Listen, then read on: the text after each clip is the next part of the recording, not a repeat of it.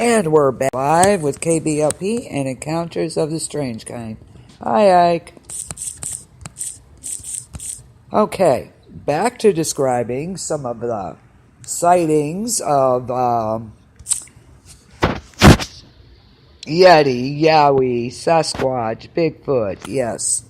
The skunk ape in Florida. Okay. Skunk ape sightings in Florida have led some researchers to conclude Bigfoot is loose in the swamps.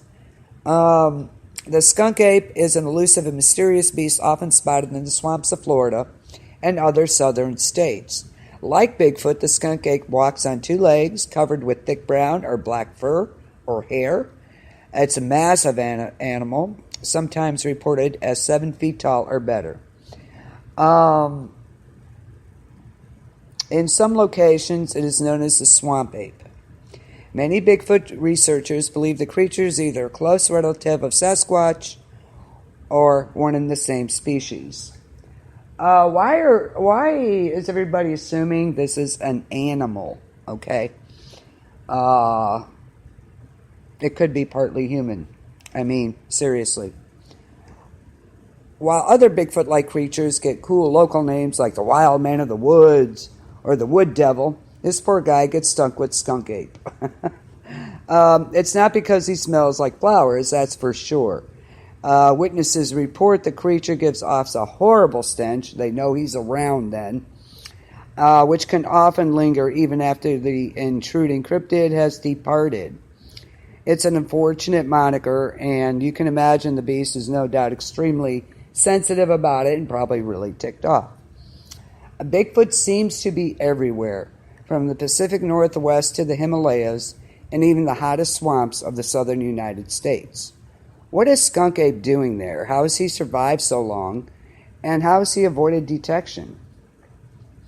And like other legends everywhere, there is no clear-cut answer. Sightings of the skunk ape are reported every year in the southern U.S. People are definitely seeing something lurking in the swamps. And let's get to the bottom of these tales of the stinkiest Bigfoot. The legend, just like every other Sasquatch legend from across North America, and it seems Native Americans knew all about the skunk ape before Europeans ever arrived, of course. According to lore, the Seminole tribes recounted their experiences with the monster to the first European explorers. It wouldn't take long until the new visitors made their own acquaintance with the stinky beast. It seems early European Americans may have gotten on the wrong side of the creature. Now there's a surprise, right? As the story goes, in the 19th century, a violent encounter between a hunting party and a Sasquatch ended with the deaths of several people, and eventually, unfortunately, the skunk ape. The surviving hunters examined the corpse and reported huge measurements, possibly up to 13 feet tall, and over 1,000 pounds. Because they were in a hurry to vacate the area before more of the creatures came, they did not take the body with them. The early story is questionable at best, but if true, it presents two unusual situations. The first is aggression on the part of a Bigfoot against humans. Even though there have been some accounts of Bigfoot attacks on people, they are very, very rare. It's called survival. They're defending themselves. People are coming at you with guns and want to kill you. So what do you think you're going to do, right? The second is the actual killing of a Sasquatch by people, along with the chance to examine the creature afterwards. Obviously, if this body had been properly documented, we would now accept Bigfoot as a real creature. And it was a huge missed opportunity, like they knew, right? Like they knew it was going to be important later. Not. Okay. But anyway, even as of today, hunters never shoot a Bigfoot, and despite rumors in recent years, nobody has ever recovered a carcass. Swamp ape sightings occur most frequently in Florida, but the stealthy hominid is spotted in other southern states as well. According to the Bigfoot Field Researchers Organization, such as Alabama, Arkansas, and Georgia, all report a significant number of Sasquatch sightings. So where's the evidence? Again, with the evidence. Why do you think he's so elusive? I think it's possible that it's interdimensional. He's very, very good at. He's had thousands of years to develop a sense of a survival. I mean, he probably knows what's going to happen. I mean, apparently he's got intelligence. Okay. Back in the year 2000, several pictures surfaced showing what appeared to be a large ape-like creature lurking behind some bushes. According to some expert, this creature was a Florida skunk ape. The story said a woman had spotted the strange animal, and it was stealing apples from her porch for several nights in a row. She eventually grabbed her camera and snapped a few shots, then mailed them to the Sarasota County, Florida Sheriff's Office. Apparently she sought not fame and glory, but just hoped someone would come out and stop the creature from stealing her apples. Over a decade has passed, and cryptozoologists and primate experts have flogged the Mayaca skunk ape subject to death with research and analysis. Okay. They beat a dead horse there, okay? Of course, the jury is officially out, but many believe that the creature in the picture looks a lot like an orangutan. Okay. On one hand, that doesn't tell us a whole lot. Without reliable scale, we don't know if the beast is 4 feet tall or 8 feet tall. And who is to say Bigfoot can't look like a huge orangutan? I mean, seriously. Some researchers have concluded that the monster in the picture is simply someone in an ape suit. Oh, here we go. Everybody's in an ape suit. Where do they get these things? They could actually probably, track them down if they really wanted to. But like most Bigfoot lore, when it comes down to the available evidence, we must draw our own conclusions. The photos are interesting, but far from proof. How about the Boggy Creek Swamp Monster? I love Boggy Creek Swamp Monster. The Boggy Creek, say that 10 times. The Boggy Creek creature is perhaps the most famous swamp ape encounter, thanks to the legend of Boggy Creek, a horror film released in 1973. It dramatizes the true accounts of a Bigfoot like hominid said to live in the swamps near Folk, Arkansas. The true story isn't quite as exciting as the flick. In the early 70s, a huge beast known as the Folk Beast reportedly tormented a family in the Boggy Creek area and perhaps made off with some livestock. The mayhem surrounding these incidents include the bounty of over $1,000 offered by a local radio station, resulted in the creation of the now famous film.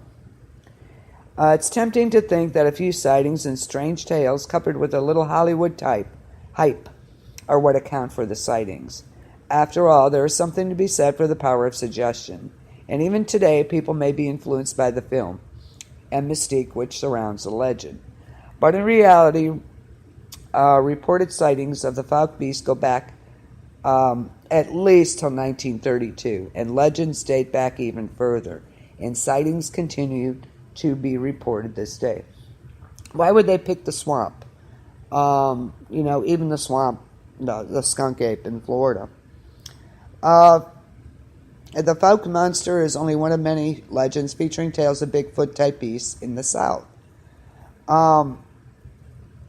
If the skunk ape and creatures like it are real, it makes sense that dense swamplands could provide the last peaceful space where they can exist without too much meddling from humans, of course. Excuse me. It seems in every corner of the continent, humans may have pushed Bigfoot as far out into secluded areas. If an intelligent creature wished to remain hidden, it only makes sense that a deep and foreboding swamp is a smart place to be. Thick swamps are difficult to penetrate for both people and animals.